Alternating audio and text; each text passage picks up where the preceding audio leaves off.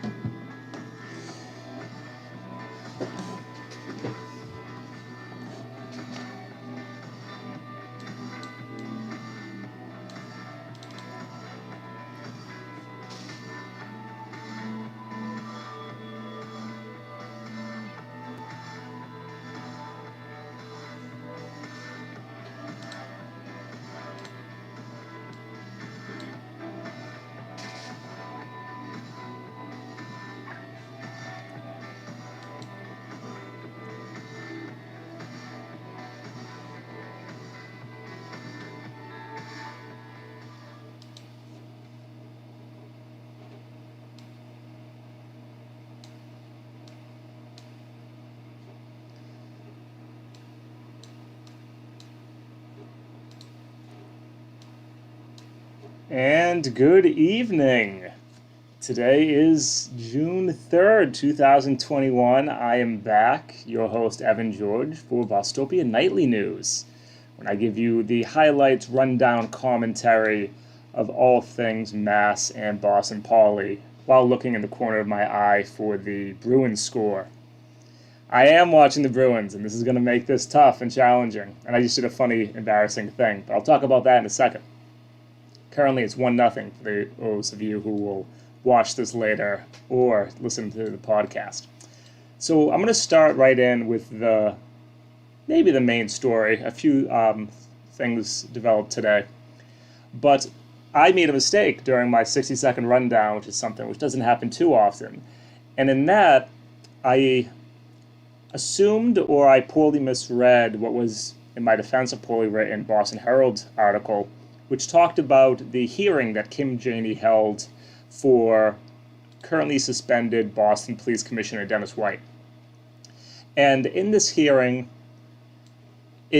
for me at least, or for most people, it was a fait accompli once the Suffolk Superior Court said that Kim Janey has the power to fire, that Dennis White would be gone. However, Kim Janey seems to be hedging that bet. Basically, they had a closed-door session where it seems like she allowed Dennis White to give his take on what has happened. I think I've talked about it enough to the point that people know the story. And then she held a press conference and said, "I will certainly make a decision after careful deliberation, having taken into account what happened at the hearing, as well as all the information that has been presented," Janey told reporters when they asked her about the hearing. Now, there really has been no new information from when weeks ago Kim Janey first attempted to fire Dennis White. All that has happened since then, in just the terms of the case, because I have two hypotheses of what's going on. Just in terms of the case, the only thing that has happened since then is Dennis White's elder daughter and his sister-in-law both did recorded testimonies saying that their mother, their sister, Dennis White's ex-wife, she was the aggressor, and they had a mutually violent relationship. Now, why would that then make him suited for police commissioner? I don't know.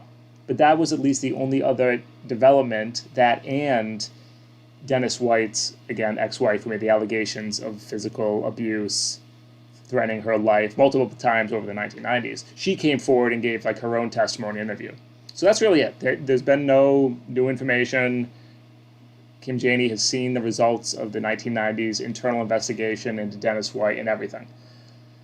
Now, why then would she be pausing? And the only reason that, again, I think of two, is that this is clearly a political decision she's making. This has nothing to do with who she thinks would be the best commissioner for Boston. That's not how politics work. We're all adults and can understand that. But I think her primary consideration is looking at the current polls, which show that Annissa Essaibi-George is the front runner at 22%.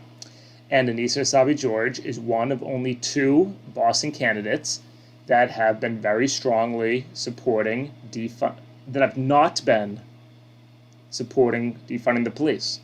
They have been, just to now put in the affirmative, Annissa Essaibi-George is very pro-cop.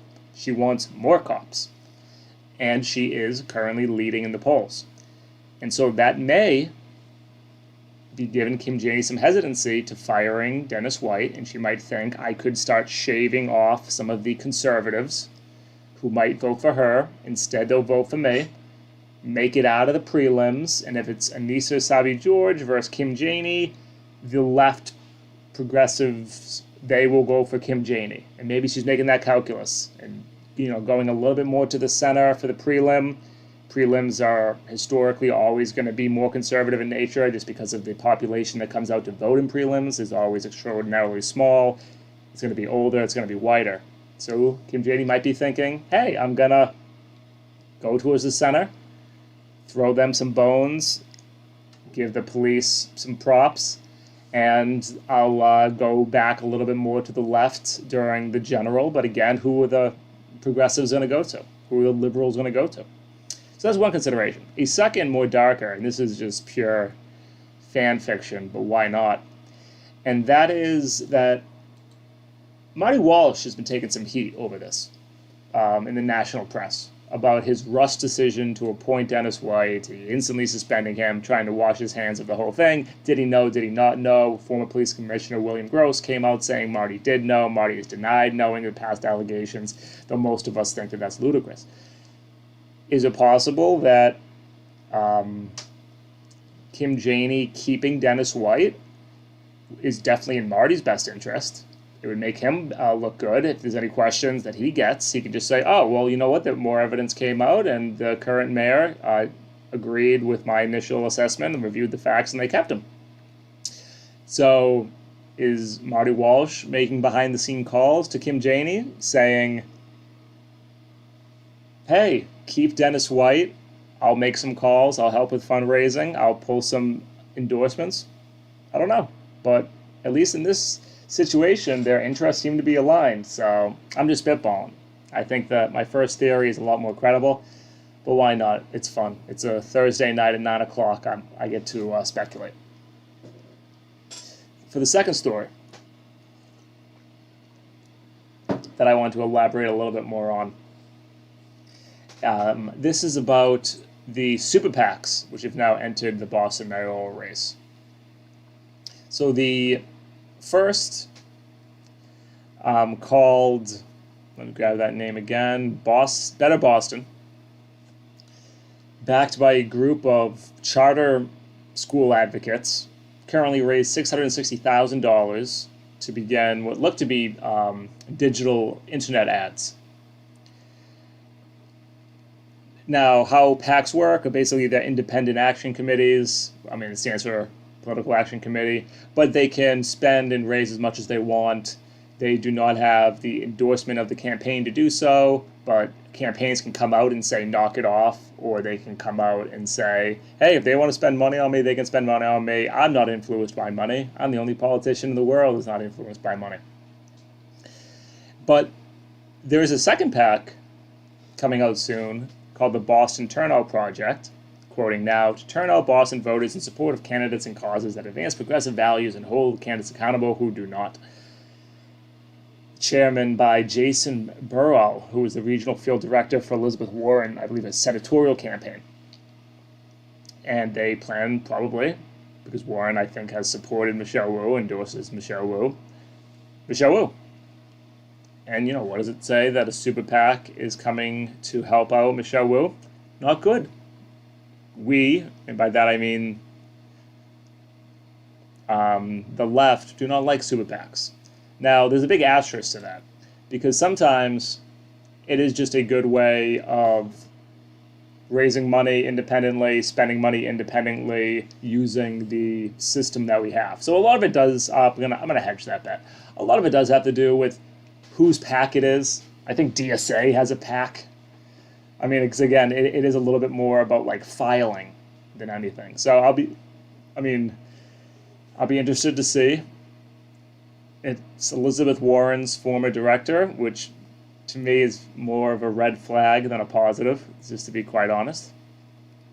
But it'll be interesting to track the money where it comes to that. Let's see.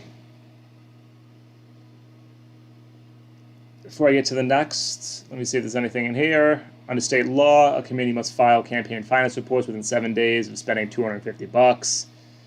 So yeah, there's a lot of regulations that actually I had to learn when Boston DSA endorsed Bernie Sanders. And it seems like, maybe we'll find out in a couple months. All right, here we go. Top donors, and this is for the Andrea Campbell PAC. All right, this will be fun. Naughty Burns, a former state insurance commissioner who is developing a venture capital fund to invest in Black and Latinx businesses, and whose husband is a prominent education reform in Boston schools. That sounds dark. There's a lot of dark. Education reform, not good. Venture capital, not good. State insurance, not good. Reed Hastings, the Boston-born co-founder of CEO of Netflix and charter school advocate, spent $12,000. Stephanie Spector, supporter of several charter schools with her husband, not good.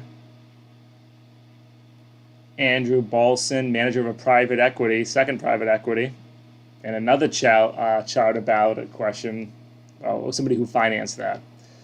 So yeah, not a good list of people, and I'll be very curious, and I will be equally as critical to when we see Michelle Wu's super PAC and who those donors look like. But I have one third story, and then I'll answer questions. I know the TikTok people are asking me questions. I would recommend switching over to YouTube, Twitch, or Facebook, because you get to see the visuals. I got a bunch of visuals going on up here. But the third story, and I don't think I got to say it during my 60-second rundown, but I did in the podcast, is legislative bills take aim at school segregation. And of course, we're discussing racial segregation because we have schools here in Boston that are the most racially segregated in the country. And it's a quote-unquote, let me erase the quotes, people think we solved this. People think, oh, yeah, no, Brown versus Board of Education. I learned that, right? 1954, we ended segregated schools. There are ways, and Boston has found a way, many cities have found a way to maintain racial segregation in public schools. It's generally around the whole concept of choice and how you structure school choice. But I'll discuss that maybe more in depth at another time. What these bills aim to do is to give more money to what is the country's longest and largest operating voluntary school desegregation program involving busing, called METCO, the Metropolitan Council for Educational Opportunity. And it does exactly what it sounds. Parents have to fill in a very in-depth application. There's only X amount of seats, but if your kid gets in, then they get bused to suburban white schools. And there's currently, according to this, 3,200 students in operation, and so they want to fund it some more in order to fill in some more seats. Now, I'm a huge proponent and lover of the METCO program. However, obviously, a few more seats is not going to do a systemic change of education in the city of Boston. We are not going to successfully desegregate our public schools because we've opened up a few more slots. Does that mean they shouldn't do it? No. It means that this does not actually get to the root of the problem. It's very similar to increasing funds for first-time home buyers in terms of the housing world. It is a positive which is not going to have any sort of larger scale impact. It's just going to, at the margins, help a couple of people, a couple of families, and that's it. An important note of this is, while absolutely these students benefit from going to these schools, 100%, just going to a well-funded public school is much better than going to an underfunded public school. Everyone can understand that. But another reason why these students end up doing so well is because of that, the first part of this process that I discussed, which is your parents need to be aware of this program, be able to navigate the very lengthy application packet for this program, are willing to commit not just the time and investment that takes, but the time and investment of being bused out to the suburbs. Some kids on buses, 1 hour, 2 hour in each direction. And so the students who have parents who are able to put in that time and that effort, who have that know-it-all, they are already kind of tiered in terms of what their future life prospects will be. Doesn't at all mean the parents love their kids any more than a family that doesn't know how to get into the METCO program. It just means that that is generally a very, very big impact, probably the most. And this is where charter schools also, when you look at the data, it gets fudged.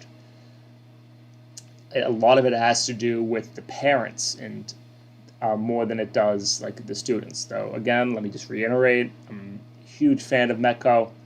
And I, without a doubt, know that these children are benefiting from going to a well-funded public school versus an underfunded public school, period.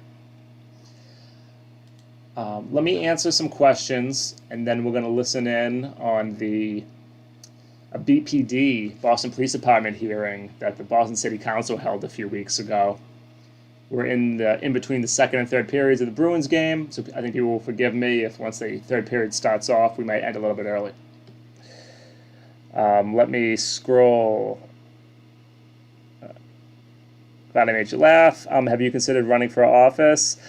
I'd be lying if I didn't say it was something that would be in my head. However, I currently am right now trying to help 12 people get elected. 13 if you count Michelle, 14 if you count Julia. I think my skill sets is just much better spent helping multiple people get elected. I don't have to be the person. Boston, like Massachusetts, yes. The context of the story I just gave was the state legislatures are thinking about giving more money to this program to try to help with racial segregation, though again, a few more seats is not going to solve it. And welcome, Southern New Hampshire. If you have any Southern New Hampshire questions, I grew up in Haverhill, Mass., so I know a little bit about the politics of your area. Now, all right, let's go to some fun stuff. I mean, it's going to be fun for me. This is, I think, day 2 of a hearing that the Boston City Council held in their attempt to hold the feet to the fire and get some tough answers out of the Boston Police Department about why is it that your overtime budget is so high? Why is it that, according to basically anyone who looks into police data, the amount of officers we have on leave is like 2 to 3 to 5 times as much as it's supposed to be? Basically everyone hinting, oh, remember that whole overtime fraud scheme that they were running? Yeah, this is probably another scam. And so they called in the Boston Police to talk about overtime. And I said it before, I'm always going to say it. The reason that this is all smoke and mirrors is that the police overtime budget is fluid.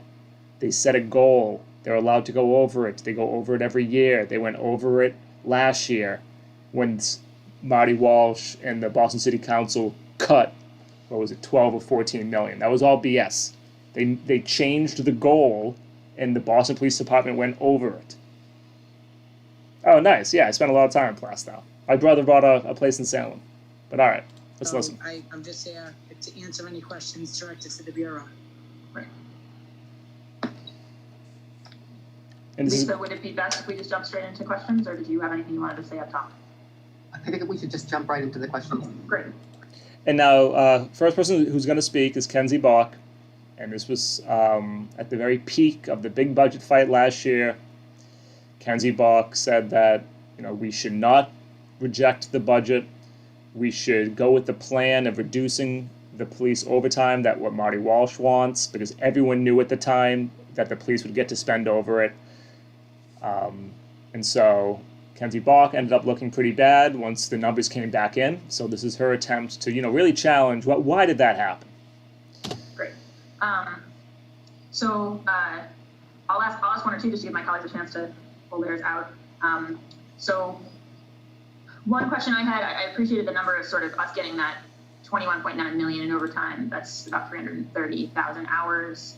And if we kind of divide that out, it's the equivalent of getting 153 officers back to work. And we have had this really large, totally, very out of historic line number of officers. So I guess So that's a helpful reference point. I guess, Lisa, I'm still left wondering a little bit, like, do we, in terms of like a schedule of when we see cadets coming on and when we see, the potential for, because, is that, do we think we can get a lot of the officers who are going to get back on the force in the first 6 months of the year? Like, how are we thinking about what progress markers towards these goals look like? Because I will just say, it seems like a really heavy lift to get that many people back. So basically, Kenzie is right now asking, how many more people, or how are we going to measure if we're getting enough police officers back on the streets so that the other police officers don't have to keep charging us overtime? Kind of already assuming the basic assumption of, one, that the cops who are currently on leave are on leave justifiably, even though, as she quickly alluded to there, every expert who's looked at that says your data is way off, that something sketchy is going on. The numbers should not look like this. They seem to just be passing over that. I mean, she made a quick little jab at it. Let's see if the cops answer it. And now the police officer is going to try to explain, oh, that's going to be tough. That's going to be really tough. It's going to be a heavy lift. I'm not going to deny that. I think that, like we had said in previous meetings before, Madam Chair, we have been severely hindered with the COVID virus, as every individual here in this room has had. Not only were our health department shut down or was concentrating on COVID exposures and COVID positives for the most part of this past year, obviously none of our officers that have been out injured were able to get to see their providers and the treatments or the surgeries that they need to get them back and get them well. So it's been staggered been basically halted for a good year. We're making an aggressive push to get them back. One of the things that we're looking at is the low-hanging fruit is, so for officers, as they file an injury report, we get them within the 24 hours. We have the case management system set up where we're calling those officers right away, say, hey, can you come in? Let's take a look. What services do you need? We also contracted with Brighton Occupational Health to actually facilitate some of these visits for our officers that might not be able to get the services that they need because doctors are backed up. Services have been delayed and people have been. So again, this is all just a list of excuses of why is it that there are so many Boston police officers out. But I cannot stress this enough, and I will continue to say it, that everyone who's looked at this data shows that we are so out of whack in terms of how many officers we have out. She mentioned COVID. Boston was not the only city hit with COVID. New York City doesn't have the same percentage of officers. Chicago does not have the same percentage of officers. LA does not have the same percentage of officers out. So it's not COVID. Why is it that Boston police officers are out? I think it's close to 5 times as high of a rate as they're supposed to. Nothing to do with COVID. And I don't want to hear the sympathy. Let's see how Kenzie responds to this. This is coming out on the street in June. I can't hear you, Counselor. Madam Chair. Thank you. You'd think you run so many of these, you would learn to unmute yourself, but still no luck. I appreciate all that. It's just obviously reaching these numbers just seems really kind of Herculean. And in terms of, I appreciate the kind of extended written answers to my questions about the training that our cadets and officers receive. And so I won't go back over all of that, but I guess just if you could speak to concretely how, if at all, the cadet training that the proposed classes for this year would be different from past years, or if it's going to be fairly continuous. I know that a lot of the post stuff hasn't come in yet, and a lot of that has to do with ongoing training anyways, but just curious whether we expect what the cadets are being exposed to be significantly different from past.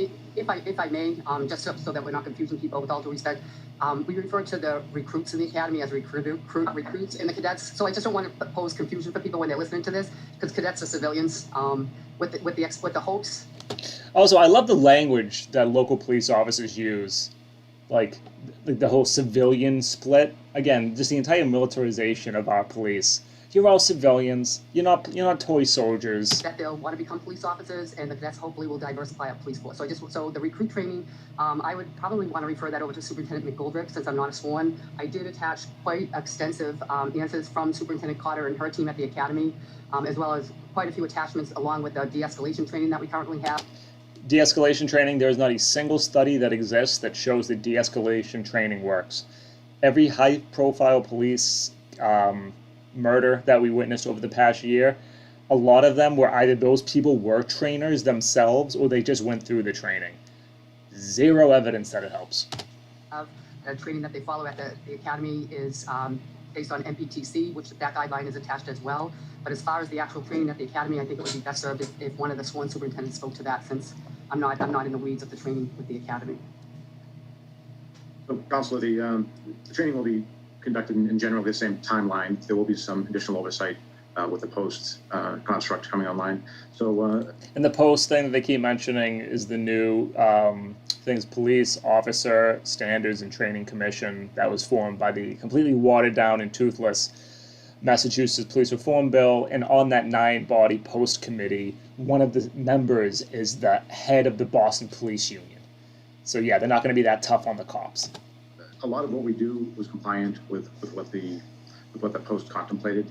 We are focusing on de-escalation. We're focusing on some intervention roles and various things that the post and the Mass Police Training Council wanted to adjust a little bit, but it'll all be done within the same timeline generally, and that will also dovetail with some ongoing in-service training for officers that are already. Someone has to ask. Show me one piece of evidence that this training has helped at all. Well, of the list. And so clarify for me, the proposal from the administration is 225-person recruit classes? Yeah, so there's 2 for 120, and OBM will try to always. I'm just skipping around to see Kenzie's answers. I'm probably going to jump off sooner rather than later just because the Bruins third period started. And we're still in the soft launch. This is all still soft launch. Would not then be likely entering this cycle of academy. Correct. And quite a few of the cadets that we currently have on board will probably go into the second class versus the first class because of their two-year commitment, or their two-year tenure hasn't completed yet for them to enter the academy. Is that 2 years of full-time work as a civilian with the department, or is that a sort of Oh my God, this this is boring. Okay, great, thank you. I see that Superintendent Baskin's hand is up, so I better. I just wanted to add one thing about the cadets and why it's so important. We, to making the department diverse. So the cadets, we get to actually have interviews and kind of handpick who the cadets are. So that's why it's an important element, because a portion of them are automatically going to go most likely into the police academy. So that's why it's like a pipeline to the Boston Police. So it is a real good tool for us to make the cadet class diverse, which will also help make the department diverse. So it's a very important, thing to have. Also, there is very little, if any, evidence that shows diversifying your police force has shown any changes in police violence. Attached to the recruit class. Got it, great, thank you. All right, now I think I will let my colleagues ask their questions. So the order will be Arroyo, Braden, Asabi George, Flynn, and we're also joined by Councilor Julia Mejia and Councilor Andrea Campbell. Councilor Arroyo? All right, let's listen. Arroyo's good on police. Councilor Arroyo, you back? Yes, thank you. Sorry about that. I stepped away 1 second to go grab my Post-its. And so, are we free to start questions now? Yes, it's going to you. All right, fantastic. Thank you. I wasn't sure if I was the first one here. So thank you, everybody, for being here. Quick question. Something that I recently came to my attention is the City of Boston Municipal Code. I was speaking with Councilor Yancey, former Councilor Yancey, who actually had written this ordinance, which is still on the books. Specifically, if you go to the City of Boston Municipal Code, it's Chapter 11. It's the first one on the books. It's 11.1.1. It's a weekly report by the police commissioner. And I'm just going to read that to you. And it says the relevant portion. There's a first portion, which is about the reporting of homicides to the council and the mayor. But there's a second portion of that, which is the police commissioner shall also prepare and furnish each week to the mayor and to the city of council a report on the deployment of sworn police officers to each district by shift. This report shall include the use of overtime, leave taken by officers and officers assigned to each district, but assigned out to other districts. That's information I've been trying to get, frankly, for a while. It turns out legally you are already supposed to be getting that. And since I've been on this council, we've been out of compliance. When can I expect the BPD to come back into compliance with those weekly reports? All right, he picked something very specific, very important, and I love the ending language, which is like basically saying, one, you're all breaking the law by not giving us this data, and he ends it with, when can I expect this? That's what a good, hard question looks like. Publicly, we can look at the some of the staffing data is probably not posted publicly. We can develop that. I actually have some of it in front of me right now, and I think you're provided with that as part of the documents that were prepared for this session. I have the sworn breakdown for today, but what this is talking about is every week we're supposed to get a deployment of officers to each district that includes the use of overtime, leave taken by officers, and is broken down by shift. I don't know anywhere where I can get all that information, but apparently by ordinance and by law we're supposed to be. So my hope is that that gets back in line to where it was. He was actually, the reason this came up is he had heard that I was looking for this data, and he said, you're not getting that weekly because we used to. And so that is there, it's on the books, and so I hope that we see that come back into compliance. And now, I wish Arroyo followed up with, since you are all currently breaking the law and I cannot call the police on you, how am I supposed to enforce that? What do we do when our police officers are openly breaking the law like you are right now, giving us this information? That's just me. Beyond that, Councilor Arroyo, I'm so sorry to interrupt. I'm actually going to take a very quick recess because we've got some issue with the stream on the council. Oh, saving them. Getting Arroyo off his game. So I'm sorry, everybody. I'm just going to throw us into recess for a second while I figure this out.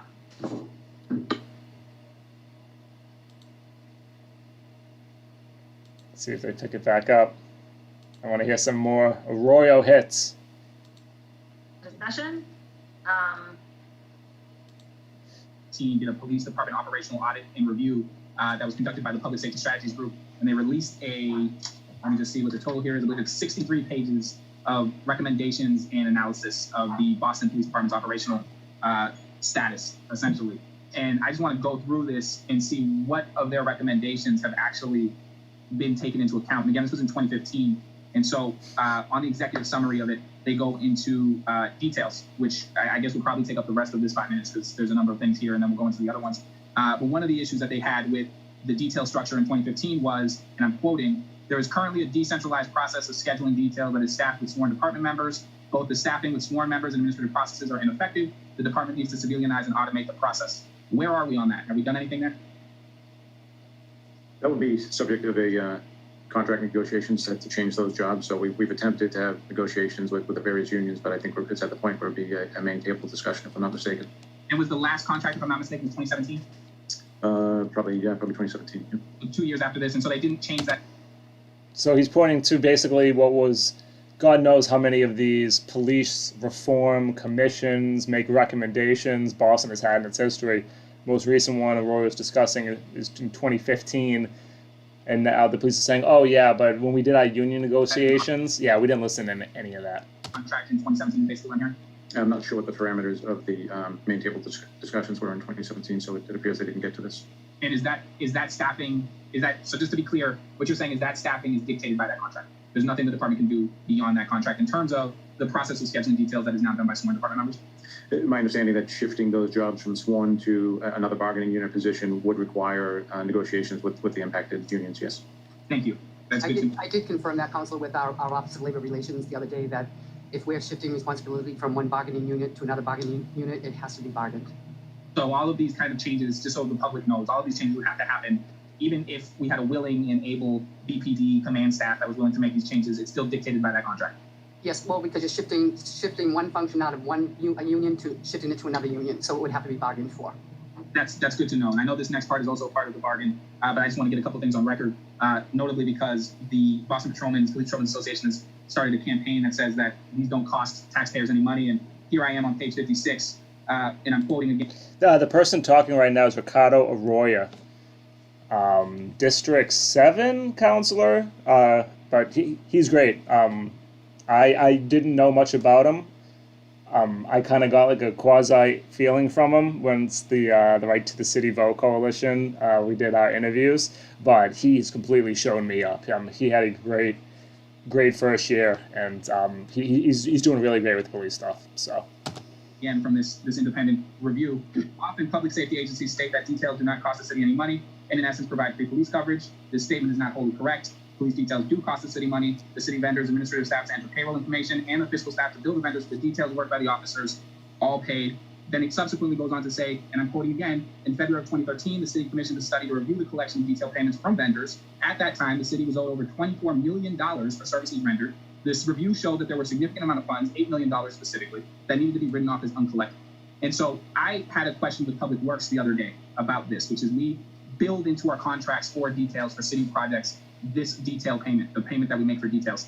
And yet, do we know specifically, I think it's around 50%, but I'd love confirmation, how many details are actually filled? Good afternoon. Approximately 50% of the details go unfilled every day. Yeah, and so part of my issue with that is what Public Works brought up, which I think is a really relevant point here, is that the reason we have details in the first place is worker safety. That's the reason that we do this, is worker civilian safety. And if what we're sending as a statement to contractors, to we're paying, by the way, for those unfilled details, but even as we do that, we're not providing safety to our public works folks, our folks out there doing work because they don't have details for some of the time. And if we're not allowed to civilianize that at some point, and I recognize this is a contract issue, but I want to make clear what the problem here is. Wow, that's fascinating. 50% of our workers go without any kind of safety on the ground there. That's fascinating. So what Ricardo's bringing up right now is that the police department has a monopoly over details. Details whenever you see a construction site or they're doing some like maintenance on the road and you see the cop just kind of standing there and every now and then does this to wave a car over.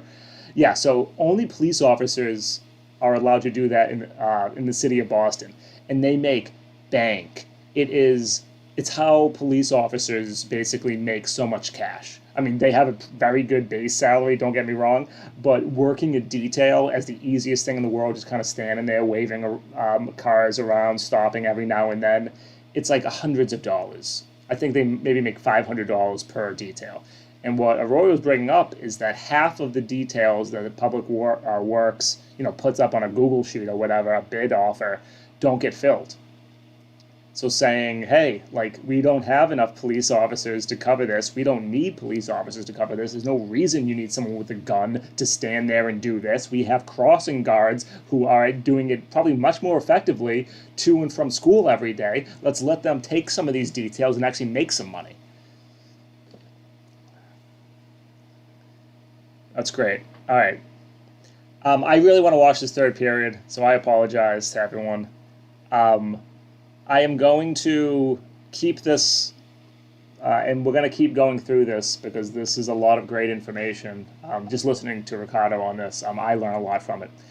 So we're going to close up here. We are still in soft launch, so no one can get wrong. And also, come on, it's Bruins playoffs. Everyone go easy on me. But if you want to support the show, the best way of doing that is to go to YouTube and hit subscribe, go to Facebook, go to TikTok, go to Twitch so you can watch the videos, you can do all the stuff. I'm going to say goodbye to the podcast audience. I'm going to say goodbye to the multi-stream audience. Take it easy.